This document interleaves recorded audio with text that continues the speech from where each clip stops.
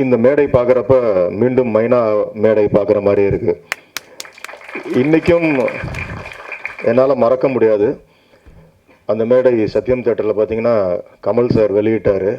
Kamal sir இந்த மாதிரி ஸ்டேஜில் வந்து உட்காந்தோன்னே என்னை கூப்பிட்டு கேட்டது வந்து எல்லா கதாபாத்திரங்களுடைய பேரை சொல்லி எழுதிக்கிட்டு இருந்தார்.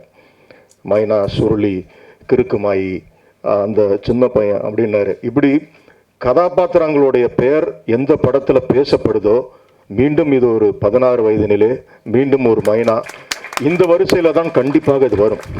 அதில் எந்த மாற்று கருத்துமே கிடையாது. நான் எக்ஸாகரேட் பண்ணி சொல்லலை. ஒரு பானை சோத்துக்கு ஒரு சோறு பதன்ற மாதிரி இந்த ஒரு கிடாரியின் கருணை மனுவில் வந்து வெறும் ஒரு ஆட்டு தலையை நடுவில் போட்டு ஒரு போஸ்டர் டிசைன் பண்ணுறதுக்கே ஒரு டைரக்டருக்கு முதல்ல ஒரு துணிச்சல் வேணும். அதை அங்கீகாரம் பண்ணுறதுக்கு ஒரு தயாரிப்பாளருக்கு அதை விட ஒரு துணிச்சல் வேணும். ஆனால் இது என்ன உண்மைனா, இதுதான் இன்னைக்கு வந்து ஆடியன்ஸ் ரசிக்கிறாங்க. இதற்கான புல்லிங் பவரே வேற. இன்னைக்கு எழுதி வச்சிங்க சார், சாகர் சார், இது வந்து ஒரு மினிமம் கேரண்டி, கவலைப்படாதீங்க. ஏன்னா ஒரு அடைமொழி சொல் வந்துடும், இந்த ஆட்டு படம் பார்த்தியான்வாங்க. எனக்கு என் படத்தை அப்படி தான் சொன்னாங்க. கும்கி வந்து கும்கின்னு சொல்ல, அந்த யானை படம் ஒன்று வந்திருக்கு பாருங்க, அந்த மாதிரி இது ஒரு அடையாள திரைப்படமாக தான் இருக்கும். ஏன்னா நம்ம எதுவும் நினைக்கிறோம், இந்த மாதிரி அனிமல்ஸ் வச்சு எடுக்கிறது வந்து சில பேர் வந்து என் காதுபடவே சொல்லியிருக்காங்க, மைனாவுக்கு அப்புறம் என்ன சார் ஒரு ஹிட்டுக்கு அப்புறம் இப்படி போய் ஒரு யானையெல்லாம் வச்சு எடுக்கிறீங்க. கண்டிப்பாக கிடையாது. அதுக்குள்ளே பார்த்தீங்கன்னா இன்னைக்கு யானைகள் இல்லைன்னா வனப்பகுதியே கிடையாது, வனங்கள் இல்லைன்னா மழை கிடையாது, ஆற்று வெள்ளம் கிடையாது. ஒரு ஒரு ஒரு ஒரு சைக்கிளுக்கு வந்து அது ரீசனாக இருக்கும். ஸோ இப்படி அதில் ஒரு துவக்கத்தில் சில விஷயங்கள் நான் பேசியிருப்பேன் கும்கியில். ஆனால் அடுத்த திரைப்படத்தை அதை இன்னும் ஆழமாக எராஸ் பட கம்பெனியில் தான் சொல்ல போகிறேன் நான். ஸோ இது ரொம்ப ரொம்ப ரிலேட்டட். ஸ்டீவன் ஸ்பில்பர்க்கு பார்த்தீங்கன்னா திடீர்னு வார் ஹார்ஸ்னு ஒரு ஃபிலிம் பண்ணுவார், ஸ்கின்லெஸ் லிஸ்ட்னு பண்ணுவார், வார் ஹார்ஸ்னு பண்ணுவார், குதிரையை வச்சு ஒரு திரைப்படம் பண்ணுவார். ஸோ வந்து அது இந்த மாதிரி திரைப்படங்கள் மாறி மாறி வரணும். அப்போ தான் இது வந்து ஆடியன்ஸை ரெஃப்ரெஷ் பண்ணிக்கிட்டே இருக்கும்.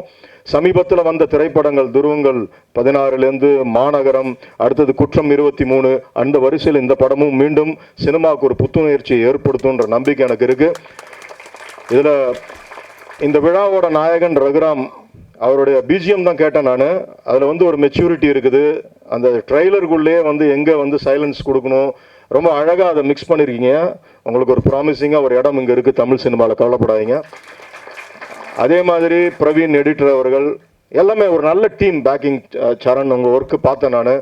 ரொம்ப கஷ்டம் அது. அதாவது வந்து லைட்டு வந்து கண்ட்ரோல் இல்லாத ஒரு இடத்துல ஒரு நண்பர் வந்து சொல்லிட்டு இருந்தாரு, இந்த மாதிரி அங்கே போகிறப்ப டைரக்டர் எல்லாரையும் போட்டு வதச்சிக்கிட்டு இருந்தாரு அப்படி இல்லை. நான் அப்புறம் யார் அவருன்னு கேட்டேன்.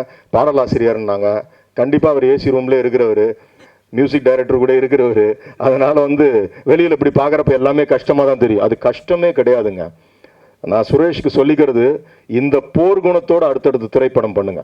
அப்படி பண்ணிங்கன்னா தான் இன்றைக்கி நம்மளாம் சஸ்டெயின் பண்ண முடியும் இண்டஸ்ட்ரிக்குள்ளார.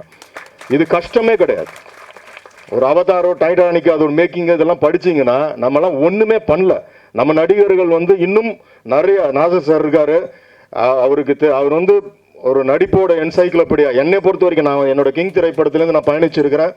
அவர் சினிமாவில் எனக்கு நான் கொடுத்த சில விஷயங்கள் தவிர நிறையா பேசுகிறப்ப இன்னும் அவரையெல்லாம் நாங்கள் சரியாக பயன்படுத்தலை. சொல்லப்போனால் ஒரு சிங்கத்துக்கு நாங்கள் வந்து தயிர் சோறு போட்டுட்டு இருந்த மாதிரி தான் இருக்குது.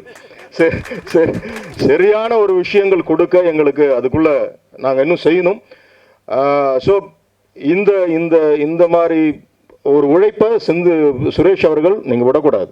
இந்த ஃப்ரேம் ஒரு ஃப்ரேம் பார்க்குறப்ப எனக்கு ராஜபாளையம்லாம் கடந்து நான் போயிருக்கேன். நான் என்னோட கையல் திரைப்படத்துக்கு போனப்போ ஒரு பொட்டல்வெளி, நான் ஆசைப்பட்ட ஒரு லொக்கேஷன். ஏன்னா வெறும் க்ரீன்ஸாகவே போயிட்டு இருந்தேன். இந்த மாதிரி ஒரு ட்ரை லேண்டு, ஒரு வார்ம் டோனில் ஒரு ஃபிலிம் பண்ணும் அப்படிலாம் நினைக்கிறப்ப அதை செலக்ட் பண்ணுவேன். எங்கே பார்த்தாலும் பனம் காடுகள், இந்த கள்ளி செடி, இந்த முள்ளு செடிகள் தான் இருக்கும். ஆனால் ரொம்ப ரொம்ப அழகாக இருக்குது. அது ரொம்ப எது டிஸ்டர்பன்ஸ் இல்லாமல் ஃப்ரேமில் இருக்குது. ஸோ என்டையர் டீம், உங்கள் நடிகர்கள் எல்லாரையும் பார்க்குறப்ப எனக்கு இதில் பிடிச்சது என்னன்னா, அந்த மண்ணை சார்ந்த மனிதர்களாகவே எல்லாம் தெரியுறீங்க. அதுதான் பெரிய சக்ஸஸ் இந்த படத்துக்கு. யாரையும் கொண்டு வந்து மாற்றலை, ரொம்ப அழகாக எல்லாரும் பண்ணியிருக்காங்க. ஒரே ஒரு விஷயம், the more we are regional, the most we are international. அதுதான் உண்மை. எந்த அளவுக்கு நம்மளுடைய திரைப்படங்கள் ரீஜனலை பிரதிபலிக்குதோ நம்ம இன்டர்நேஷ்னல் லெவலில் உயர்த்தப்பட்டுட்டு போயிட்டே இருப்போம்.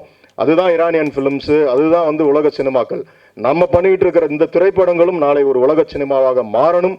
அது என்னுடைய ஆசை. கடவுள்கிட்ட வேண்டிக்கிறேன். நன்றி, வணக்கம்.